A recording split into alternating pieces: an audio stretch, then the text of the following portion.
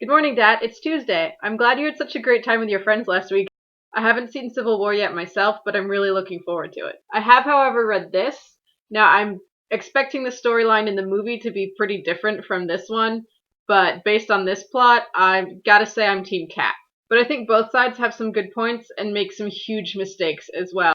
I was getting really frustrated while I was reading it because I really just wanted both sides to stop fighting and to start talking to each other, and I really think they could have worked things out if they just talked. On a related note, Saturday was Free Comic Book Day. This year I picked up a couple Civil War related comics. I also picked up a Serenity comic and a Legend of Korra comic, both of which I really enjoyed the TV shows of, and I have most of the other Serenity comics, so I was really happy. Also, over the weekend I got some new glasses. I don't know if you can tell. They're pretty similar to my old ones, but they're a little bluer. But now on to what I actually wanted to talk about this week, Looking for Alaska. Dad, I know you finished the book, but for anyone else watching who hasn't, spoiler alert, you have been warned. Overall, I'd say Looking for Alaska is pretty good, but it's not really my cup of tea. I found the main character Miles, aka Pudge, to be pretty relatable. He's a young, slightly awkward kid, just trying to find where he fits in his own adventure, the Great Perhaps. And I think we've all felt like that at some point. So there are some discussion questions in the back of my copy of Looking for Alaska, and I figured I might as well go through them. Question 1. Is forgiveness universal? I mean, is forgiveness really available to all people, no matter the circumstance? Is it, for instance, possible for the dead to forgive the living and the living to forgive the dead? I'm gonna have to say I don't think so. At least, I don't think we can say for sure until we know the answer to Pudge's religion question.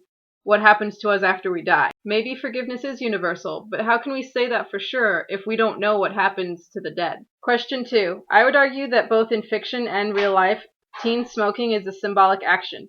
What do you think it's intended to symbolize, and what does it actually end up symbolizing? To rephrase the question differently, why would anyone ever pay money in exchange for the opportunity to acquire lung cancer and/or emphysema?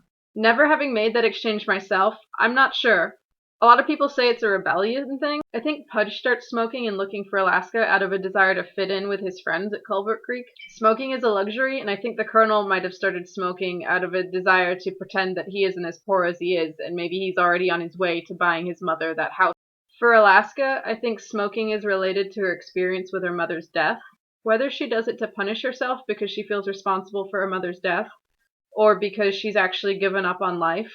Either way, I think she does it consciously as a symbol of either her grief or her penance. Question 3. Do you like Alaska? Do you think it's important to like people you read about? I like Alaska as a character. It honestly sounds exhausting to be friends with her, and I'm not sure how much she actually cares about other people's opinions. The way she forced Pudge to stay at school over Thanksgiving break with her, and I know he didn't put up much of a fight, but I don't think she was going to take no for an answer. I don't think it's important for you to like the people you read about, but I do think it helps if you at least find them interesting. Question 4. How would you answer the old man's final question for his students? What would your version of Pudge's essay look like? I think focusing on escaping the labyrinth is the wrong way to look at it. I think a better question is, how do we learn to enjoy the experience while we're here? After all, it's the journey that counts, right?